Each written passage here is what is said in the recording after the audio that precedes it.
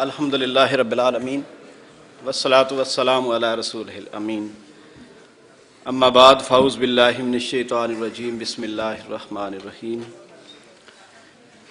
کلمۃ طیبۃ کشجرۃ طیبہ اصلھا ثابت فی الارض وفرعھا فی السماء صدق اللہ العظیم۔ اللہم صلی علی محمد وعلی آل محمد کما صلیت علی ابراہیم وعلی آل ابراہیم انک حمید مجید۔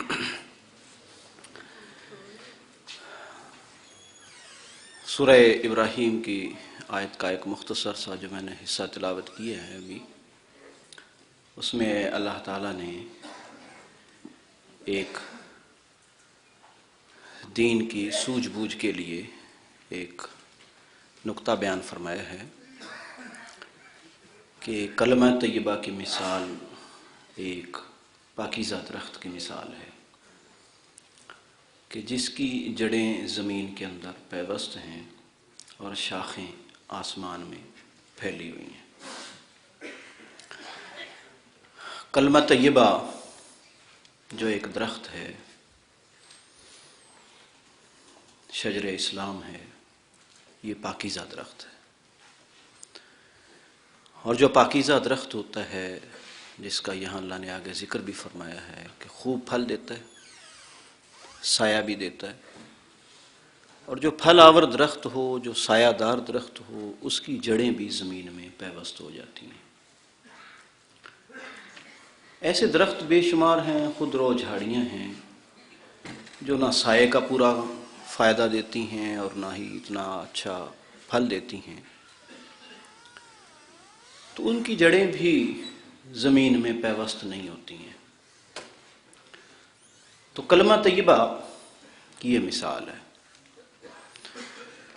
اور اس پہلو سے اگر ہم تھوڑا سا آگے بھی بڑھیں تو وہ یہ ہے کہ اصلھا ثابت فی الارض وفرعھا فی السماء، اس کی جڑیں زمین میں پیوست ہیں۔ تو گویا کہ اس شجر اسلام کی جڑیں ہیں کچھ چیزیں، اور کچھ اس کی فرع ہیں، شاخیں ہیں۔ آپ سمجھتے ہیں کہ جڑ جو ہوتی ہے اس کی تندرستی پر درخت کے پھل آور ہونے کا انحصار ہوتا ہے، جبکہ شاخیں اس کی خوبصورتی کا کام تو دیتی ہیں، پھل بھی دیتی ہیں، لیکن محض شاخوں کو خوبصورت یوں نہیں بنایا جا سکتا کہ جڑیں صحت مند نہ ہوں، سوکھی ہوئی ہوں۔ اور مولانا مودودی نے اس کی مثال یہ دی ہے کہ گویا کہ سوکھے ہوئے درخت کے اوپر اگر ٹہنیاں سجا دی جائیں، مصنوعی پتے لگا دیے جائیں، تو وہ زیادہ دیر تک برگ و بار نہیں دکھا سکتے۔ تو بالکل ایسے ہی افراد کی تربیت کا معاملہ ہے کہ وہ داعی یا وہ مبلغین جو صرف ظاہری شاخوں کی ہی تمنا کرتے ہیں اور ایمان کو اور اصولی مسائل کو راسخ نہیں کرتے مسلمانوں میں، تو وہ فوری برگ و بار دیکھنا چاہتے ہیں، اس کے متمنی ہوتے ہیں کہ کچھ لوگ نفل کا اہتمام کر لیں، کچھ خاص اعمال کر لیں، کچھ شکلوں کو ایسا بنا لیں، کچھ لباس ایسا ہو جائے، کچھ ان کی بول چال میں چند الفاظ آ جائیں، اور وہ سمجھتے ہیں کہ ہم نے معاشرے کو مسلمان کر لیا ہے، ہم نے لوگوں کو تیار کر لیا ہے۔ اور پھر ان بنیادوں کے اوپر وہ جھگڑے بھی کھڑے ہوتے ہیں کہ جن کو ہم فروعی جھگڑے کہتے ہیں، اختلافی جھگڑے کہتے ہیں۔ تو اختلاف ہونا رائے کا، مزاج کا، یہ ایک فطری بات ہے۔ یہ اللہ کے رسول صلی اللہ علیہ وسلم کے زمانے میں بھی رہا ہے، اب بھی موجود ہے، بعد میں بھی رہے گا، اس کو آپ ختم نہیں کر سکتے۔ اختلاف ہونا یہ ایک انسانی فطرت کا حصہ ہے۔ اس بات کو، اس حقیقت کو آپ پہلے طے کر لیں کہ اختلاف ہونا دو انسانوں کے اندر یہ ایک فطری حصہ ہے انسان کا۔ لیکن اس کے ہی برابر ایک اور حقیقت بھی ہے، اس کے متوازی، میں اس کے مقابلے میں تو نہیں کہوں گا، لیکن اس کے متوازی ایک اور حقیقت بھی ہے، وہ بھی مان لینی چاہیے کہ انسانی معاشروں کی جو تربیت ہے اور انسانی معاشروں کے اندر تبدیلی کا عمل جو ہے، کسی بھی صالح تبدیلی کا، اچھی تبدیلی کا، وہ اس وقت تک نہیں ہو سکتا جبکہ معاشرے کی ایک بڑی تعداد منظم نہ ہو، متحد نہ ہو اور کسی ایک مقصد کے لیے اکٹھی نہ ہو۔ اب آپ یہ کہیں گے کہ یہ کیا بات ہوئی کہ اکٹھے ہونا بھی ضروری ہے اور اختلاف بھی فطری بات ہے؟ تو گوئے کہ دونوں ہی فطری حقیقتیں ہیں۔ تو اب اس میں ضرورت کس چیز کی ہے؟ اس کا حل کیا ہے کہ ہم یہ دیکھیں کہ کوئی بھی قوم اکٹھا کرنے کے لیے اس کے کچھ اصولی مسائل طے کیے جائیں، کچھ اتفاقی بنیادیں تلاش کی جائیں جن پہ وہ اکٹھی ہو سکے، اور اس کے ساتھ ان چیزوں کا فرق بھی سمجھ آ جائے کہ جو فروعی ہیں، جو اس کی شاخیں ہیں۔ تو جب یہ بات سمجھ آ جائے گی تو پھر ہم اختلاف رائے کے باوجود بھی ایک بڑے مقصد کے لیے، بڑے کام کے لیے اور بڑے اصولی مسائل کے لیے ہم اکٹھے ہوں گے، ایک جدوجہد کریں گے اور کفر کو پسپا کریں گے۔ اور اگر ہم ان فروعی مسائل کے اندر ہی الجھے رہیں تو پھر بالآخر کیا ہوگا کہ نقصان اصول کا ہوگا اور وہ پیچھے چلا جائے گا، اور اسلام جو ہے کبھی بھی اپنی بہار نہیں دکھا سکے گا۔ تو اس معاملے میں اگر ہم سمجھنا چاہیں تو یوں سمجھ سکتے ہیں کہ جیسے کہ مولانا مودودی علیہ الرحمہ نے ایک مثال دی ہے۔ خطبات آپ میں سے کس کس نے پڑھی ہے جی؟ ماشاءاللہ۔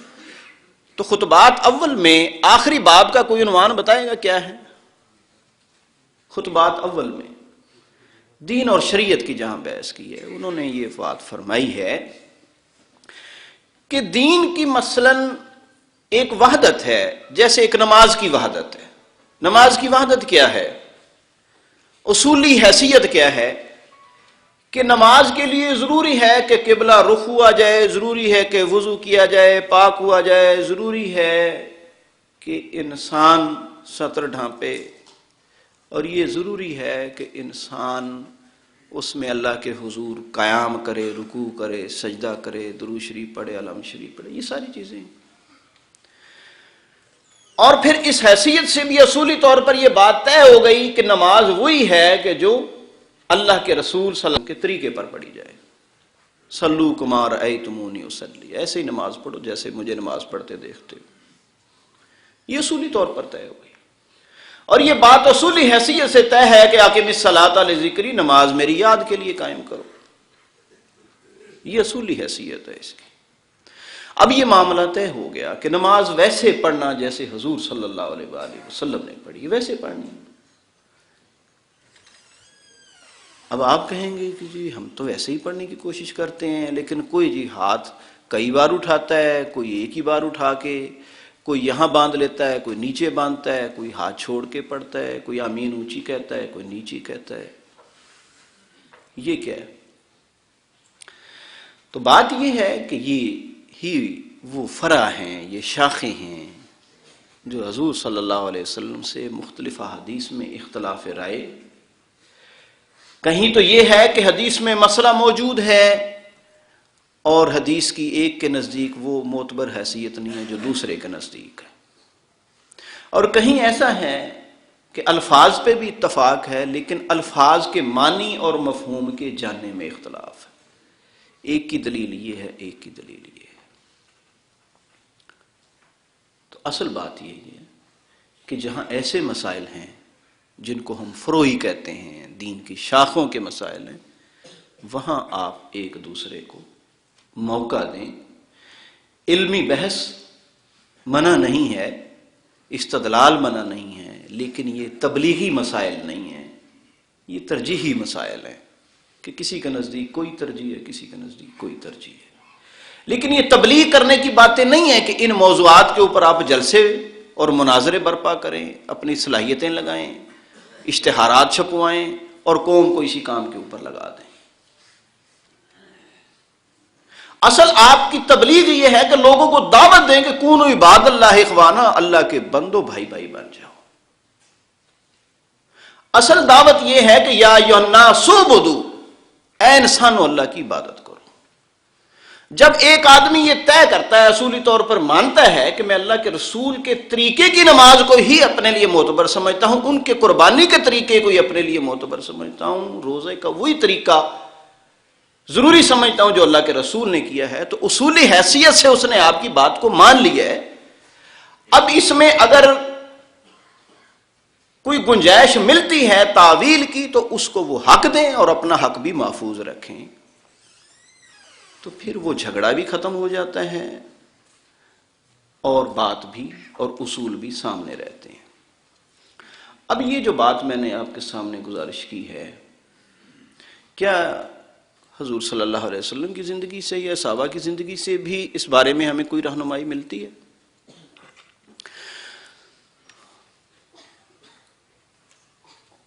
غزوہ خندق میں آپ کو معلوم ہے کہ بنو قریظہ نے غداری کی تھی۔ بنو قریظہ بھی خندق کی حدود کے اندر ہی تھے لیکن مدینے سے ایک فاصلے کے اوپر تھے، تو ان کی غداری کی سزا دینے کے لیے آپ نے ایک دستے کو روانہ کیا اور ان کو یہ ہدایت دی کہ لا تسلین احد العصر الا بنی قریظہ، بنی قریظہ کی بستی کے علاوہ تم نے عصر کی نماز نہیں پڑھنی، تم نے عصر نہیں پڑھنی مگر جب بنی قریظہ کی بستی میں پہنچ جاؤ۔ تو صحابہ کرام روانہ ہوئے لیکن عصر کا ٹائم تھوڑا رہ گیا، تو کچھ نے یہ رائے دی کہ ہمیں نماز پڑھ لینی چاہیے، اللہ کے رسول کا مقصد تھا کہ جلدی پہنچو، نہیں پہنچ سکے تب نماز تو پڑھ لیں۔ یعنی انہوں نے اس حیثیت سے انکار نہیں کیا کہ ہم اللہ کے رسول کے حکم کو کیا سمجھیں جی ہم نے تو نماز پڑھنی نہیں، تعویل کی۔ دوسروں نے کہا کہ نہیں، اللہ کے رسول کا حکم ہے ہمیں کہ وہاں پہنچو، وہی نماز پڑھنی ہے۔ وہ وہاں چلے گئے اور ان کی عصر کی نماز قضا ہو گئی۔ باب المغازی میں بخاری شریف میں یہ حدیث ہے، اور انہوں نے یہاں پڑھ لی۔ فارغ ہو کے جب حضور صلی اللہ علیہ وسلم کے پاس پہنچے، ایک دوسرے کی شکایت کی، تو حدیث میں ہے فلم یعنف، حضور صلی اللہ علیہ وسلم نے کسی سے کوئی پوچھ گچھ نہیں کی، کوئی پرواہ نہیں کی۔ یعنی کتنا اہم مسئلہ ہے، بظاہر دیکھیں تو کتنا اہم مسئلہ ہے کہ اللہ کے رسول نے فرمایا لا تسلین احد العصر، تم میں سے کوئی بھی عصر کی نماز نہ پڑھے الا بنی قریظہ، سوائے بنی قریظہ کی بستی کی۔ لیکن وہاں مسئلہ یہ آ گیا کہ عصر کی نماز فرض ہے، اللہ کے رسول کا حکم ماننا بھی فرض ہے۔ اب چونکہ یہ نہیں پتا تھا کہ دیر ہو جائے گی، اب یہ لیٹ ہو گئے ہیں ہم، تو اب کیا کریں؟ تو حضور صلی اللہ علیہ وسلم کا کسی کو بھی تان نہ دینا، یہ کسی کی بھی غلطی نہ نکالنا، یہ اس بات کی واضح نشانی ہے کہ تعویل کے معاملے میں اگر اختلاف ہو تو گوارا کیا جائے گا، اور صحابہ کرام نے آپس میں جھگڑا بھی نہیں کیا۔ سنن نسائی میں اور ابو داؤد شریف میں تیمم کے باب میں ایک حدیث ہے کہ دو صحابہ روانہ ہوئے، جنگل کے اندر جا رہے تھے، پانی میسر نہیں تھا، وضو کیا، تیمم کیا اور ظہر کی نماز ادا کر لی۔ سفر پر روانہ ہو گئے، آگے پھر چل پڑے، ابھی ظہر کا ٹائم باقی تھا کہ پانی مل گیا۔ ایک نے کہا جی اب ہمیں دوبارہ وضو کر کے کامل طہارت حاصل کر کے ہمیں پھر نماز پڑھنی چاہیے۔ دوسرے نے کہا کہ میں تو نہیں پڑھوں گا، جس وقت میرا عذر تھا اس وقت میں نے نماز ادا کر لی، تو نماز میں نے اپنے عذر کی بنا پر تیمم کیا، نماز ہو گئی، میں دوبارہ کیوں دہراؤں؟ ایک نے نماز ادا کر لی، ایک نے نہیں کی۔ حضور صلی اللہ علیہ وسلم کے پاس آ گئے، دونوں نے اپنی اپنی بات سمجھائی۔ حضور صلی اللہ علیہ وآلہ وسلم کے بارے میں وہاں الفاظ ہیں کہ جس آدمی نے نماز کو دہرایا تھا آپ نے اس کے لیے فرمایا لک اجر مرتین، تیرے لیے دوہرا اجر ہے، تو نے دو بار نماز پڑھی ہے تو دوہرا اجر ہے۔ اور اللتی لم یعد، اور جس نے نماز نہیں دہرائی تھی فرمایا فقد اصبت السنہ، تو سنت کو پہنچ گیا، سنت کی مراد کو پا گیا، تو نے بھی صحیح کیا، تو نے بھی صحیح کیا۔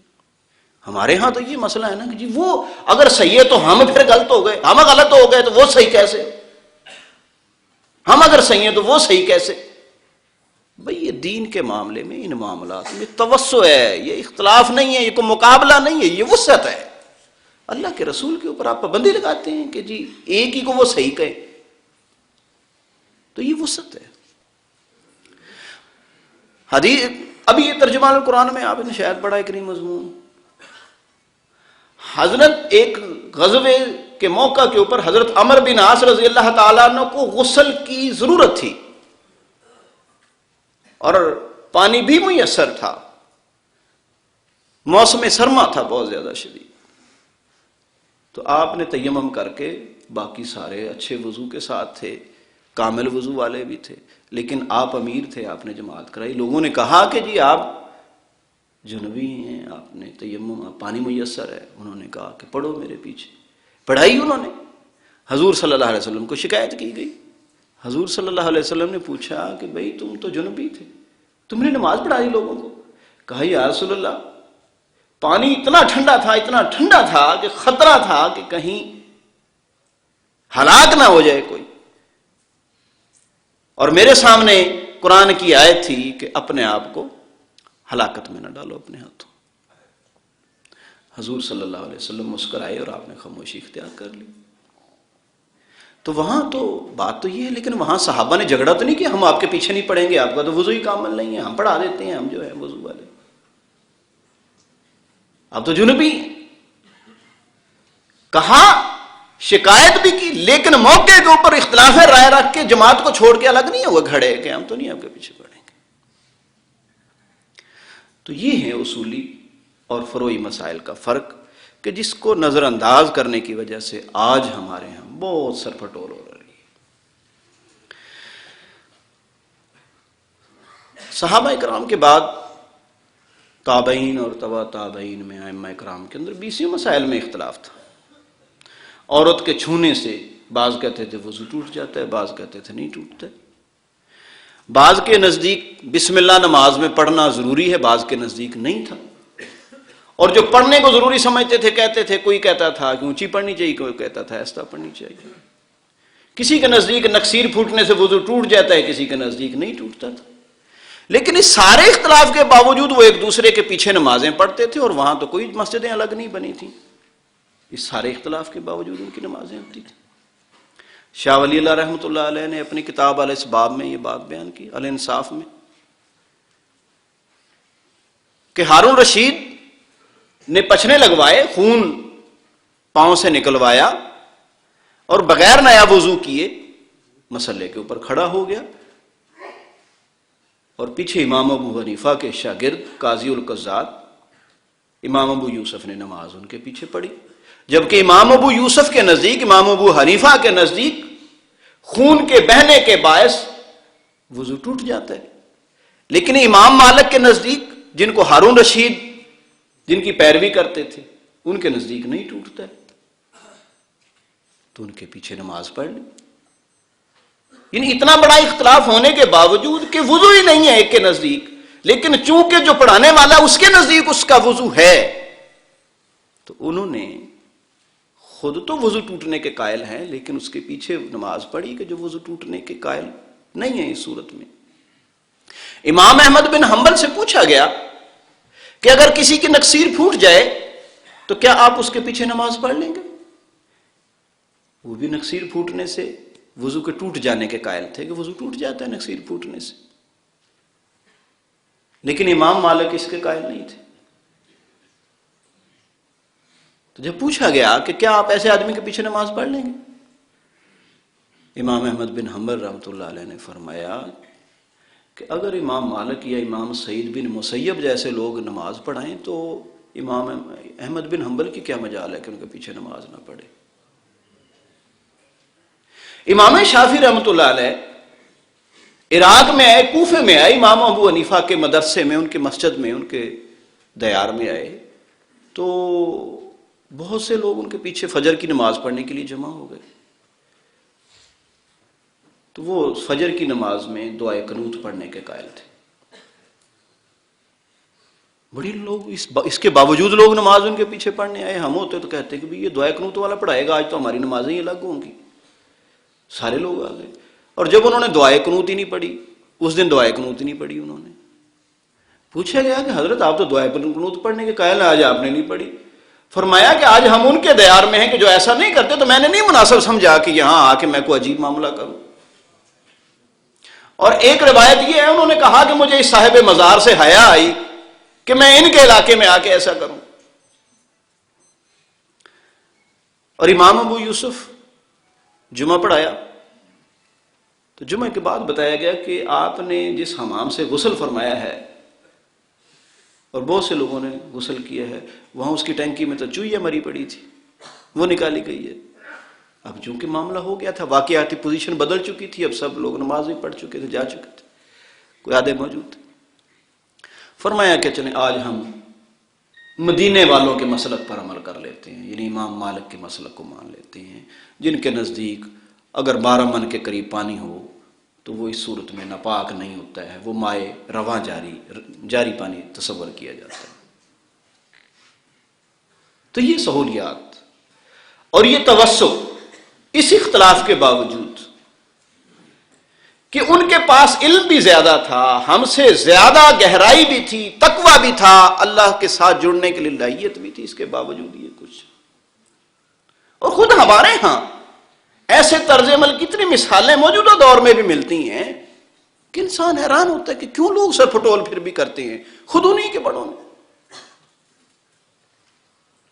مولانا داؤد غزنوی اہل حدیث عالم تھے اور بہت چوٹی کے علماء میں تھے ان کے، بلکہ ان کے رہنماؤں میں اولین تھے۔ اور مولانا احمد علی لاہوری شیراں والا گیٹ کے دیوبندی عالم تھے، تو انہوں نے ان کو دعوت دی اپنے مدرسے میں کہ آپ شیراں والا گیٹ تشریف لائیں، یہاں لاہور میں ہے۔ تو مولانا جو داؤد غزنوی جو اہل حدیث تھے وہ اپنے بچوں کو لے کے چلے، ان کی بھی دعوت تھی، تو اپنے طلباء کو لے کے چلے اور ساتھ سمجھایا کہ دیکھو ہم حنفیوں کے مدرسے میں جا رہے ہیں تو وہاں امین اچھی نہیں کہنی ہے، ایسے وہ پریشان ہو جائیں گے، ہم مہمان ہیں، ایسا نہیں کر رہے تھے، کوئی حرج نہیں ہے۔ اور ادھر مولانا لاہوری سمجھا رہے تھے کہ دیکھو ہمارے جو مہمان آ رہے ہیں نا ان کا اکرام کرنا ہے، اور ذرا امین اونچی کہہ دیں، تالیف قلب کے لیے کوئی حرج نہیں ہے، دلوں میں محبت پیدا ہوتی ہے تو کہہ دینا کوئی حرج نہیں ہے۔ کیا ہوا کہ جب جمعے کی نماز پڑھی گئی تو وہ مسجد جو حنفیوں کی تو اونچی آواز سے آمین کی اونچی آواز سے گونج اٹھی۔ تو جب دعوت پہ پہنچے تو وہاں ہمارے ایک دوست بھی موجود تھے جنہوں نے خود یہ واقعہ بیان کیا، کتابوں میں بھی آیا۔ تو مولانا غزنوی صاحب نے عرض کیا کہ حضرت میری معذرت قبول کریں۔ بھئی کس بات کی؟ کہ جی میں ان کم بختوں کو بہت سمجھا کے لایا تھا لیکن انہوں نے تو مسجد ہی سر پہ اٹھا لی، انہوں نے بڑی زیادتی کی ہے۔ میں ان کو سمجھا کے لایا تھا کہ تم نے ایسا نہیں کرنا ہے، لیکن آج تو انہوں نے بالکل ہی میرے برعکس کیے۔ تو مولانا لاہوری مسکرائے اور کہنے لگے کہ حضرت یہ آپ کا کمال نہیں ہے، آپ کے طلباء کا کمال نہیں ہے، یہ ہمارے جوانوں کا کمال ہے، آپ کتنے سے طلباء مسجد کو نہیں اٹھا سکتے۔ تو بات یہ ہے کہ یہ کیوں ہوا ایسا؟ اس لیے کہ جائز اور ناجائز میں ایک دوسرے کی بات کو نہ مانیں۔ آپ کے نزدیک یہ چیز ناجائز ہے، نہ کریں آپ، لیکن جو افضل اور غیر افضل کا مسئلہ ہے تو اس میں ایک دوسرے کی تالیف قلب کا لحاظ رکھنا کوئی حرج نہیں ہے، اس میں رعایت کر دینا میں کوئی حرج کی بات نہیں ہے۔ تو یہ دراصل مثالیں شاید آپ کے علم میں مزید سمجھنے کے لیے بات آ جائے۔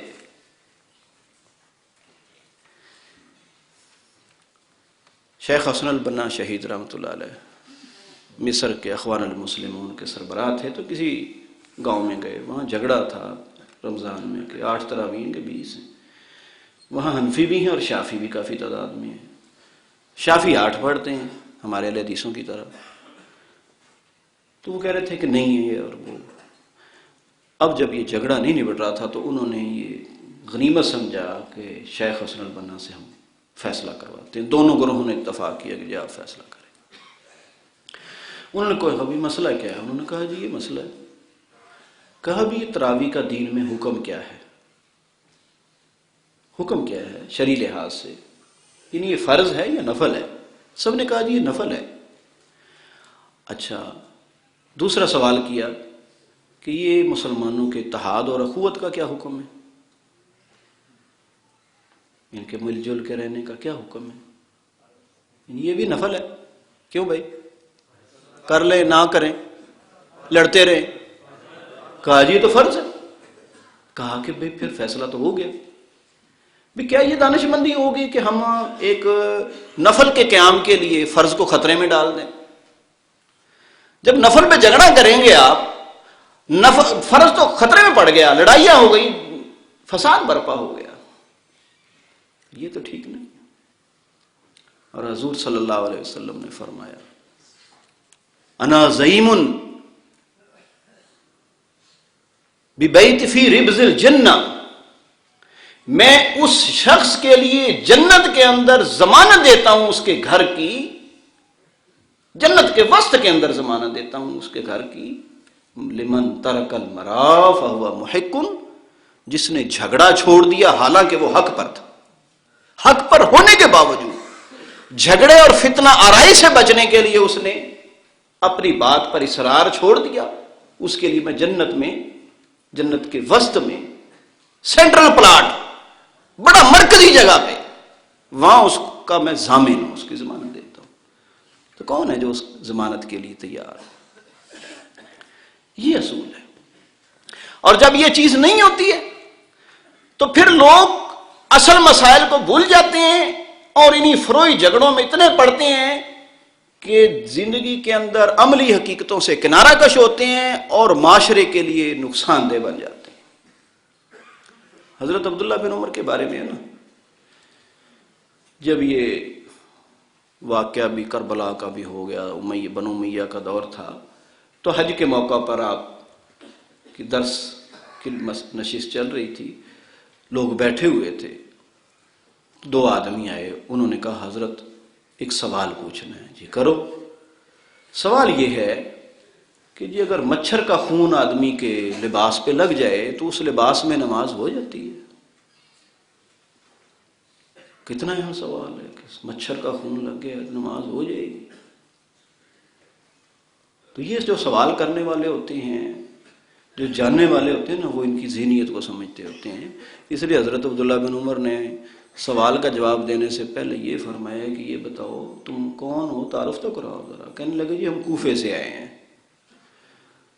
अहले मजलिस को मुखातिब करके फरमाया कि लोग देखो भाई, ये कूफे से आए हैं, नवासा रसूल का खून इनके दामन पे लगा हुआ है, उसकी इनको कोई फिक्र नहीं है कि हमने क्या जुल्म किया है, और मुझसे मसला पूछने आए कि मच्छर के खून से नमाज हो जाती है कि नहीं हो जाती। तो ऐसे गैर अहम मसले, और जब जवाल आते हैं उन जवाल के यही हालात होते हैं।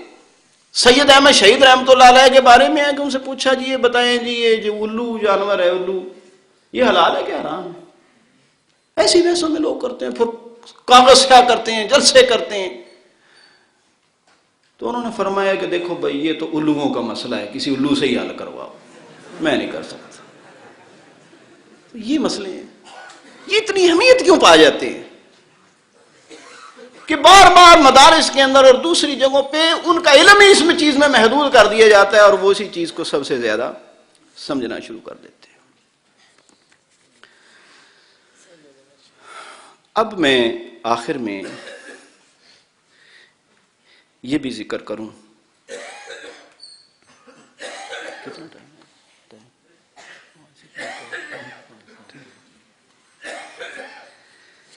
कि मौलाना मौदूदी रहमा ने एक कि फ़िरका बंदी क्या होती है, इस बारे में एक किताब है शहादत हक। किस किस ने पढ़ी है जी? आधों ने भी नहीं पढ़ी। देखें ये तो अहम तरीन किताब है कि जो असल इंसान का मकसद सारे बता देती है। तो उसमें फ़िरका बंदी को भी थोड़ा सा बड़े मुख्तसर अल्फाज में कूजे में समंदर बंद कर दिया मौलाना ने। सवाल किया गया है कि आप भी तो फ़िरका नहीं बन रहे हैं। तो उन्होंने बताया कि फ़िरका जो है ना 4 बुनियादों पे बनता है, उनमें से कोई एक भी चीज़ अगर हमारे अंदर मौजूद है तो फिर हम फ़िरका है, और अगर इनके अलावा कोई बुनियाद है तो मुझे बताओ क्या है। फरमाया कि पहली बुनियाद ये, जो सो रहे हैं ना, अब भी सो रहे हैं, उनको यार जगा लें साथ। नहीं, मेरा मकसद ये नहीं था कि आप साथ वाले को कौन ही तो मार सकते हैं ना। हाँ जी। अच्छा, मौलाना ने फरमाया कि पहली बुनियाद ये है कि दीन के अंदर एक मसला नहीं है, उसकी कोई असल नहीं है, कोई बुनियाद नहीं है, और वो दीन में डाल दिया जाए, जिसको बिदअत कहते हैं, नई चीज इजाद कर देना। और फिर ना सिर्फ इजाद करना बल्कि उसके ऊपर गुनाह सवाब का पूरा एक निजाम तैयार कर देना और फिर उस पर इसरार करना। ये फ़िरका बंदी को जन्म देता है। दूसरी बात यह है कि दीन में एक मसला तो है, لیکن اس کی وہ اہمیت نہیں ہے، اور اس مسئلے کو اتنی اہمیت دے دینا کہ اس کی بنیاد پہ گمراہ ہونے اور ہدایت یافتہ ہونے کا انحصار دینا، یا اس کی نمازیں الگ الگ کر لینا، جیسے ہماری نمازوں کے اور دیگر مسائل ہیں، ہم جھگڑے کرتے رہتے ہیں۔ مسئلے تو ہیں یہ، لیکن وہ اہمیت نہیں ہے جو دے دی گئی ہے۔ اور تیسری یہ ہے کہ اللہ کے رسول صلی اللہ علیہ وسلم کے بعد کسی ہستی کو وہ مقام دے دینا جو حضور صلی اللہ علیہ وسلم کو حاصل ہے، کہ ان کا فرمایا ہوا منو ان تسلیم کرنا ضروری ہے، لیکن ہم کسی اور کو بھی مقام دے دیں کہ جو اس نے بتا دیا ہے نا وہ بھی اسی طرح ماننا ضروری ہے، تو پھر ہر آدمی اپنے اپنے امام اور اپنے اپنے مولانا کی بات کو منوائے گا تو فرقہ بندی تو جنم لے گی۔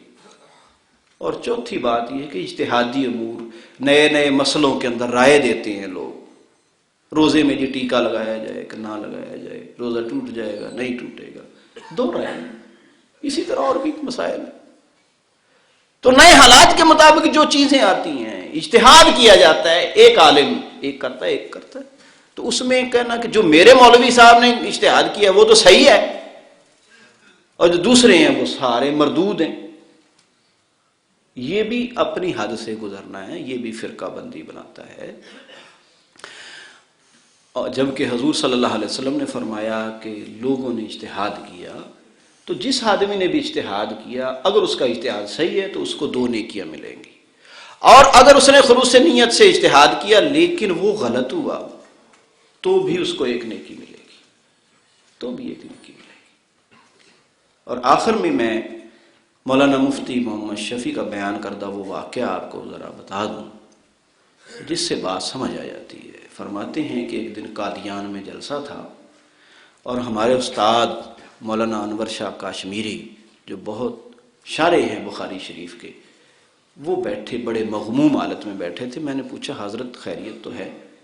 انہوں نے کہا خیریت کیا ہے، زندگی ہم نے ضائع کر دی۔ عرض کیا یا حضرت آپ نے حدیث کی خدمت کی، فقہ کی خدمت کی، اتنے طلباء تیار کی، آپ نے اگر زندگی ضائع کر دی تو پھر ہمارا کیا حال، کیسے زندگی آپ نے ضائع کر دی؟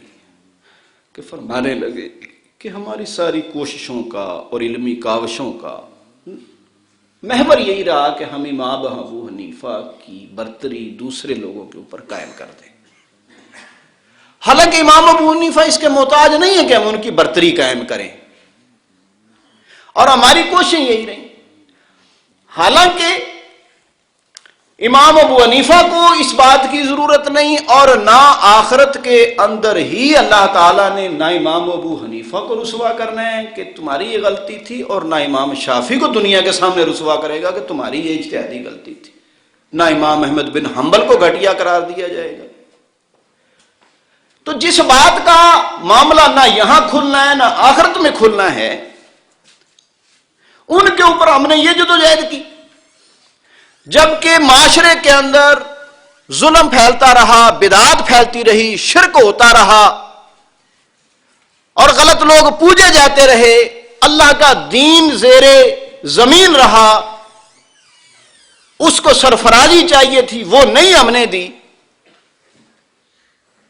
حالانکہ وہ مسائل جن پہ ہم الجھتے رہے ان میں ہم یہی کہہ سکتے تھے زیادہ کہ ہم زیادہ صحیح راستے پر ہیں، لیکن دوسروں کے صحیح ہونے کا بھی امکان ہے، اور وہ غلط ہے لیکن ہماری غلطی کا بھی امکان ہے، ہم زیادہ سے زیادہ یہی کہہ سکتے تھے۔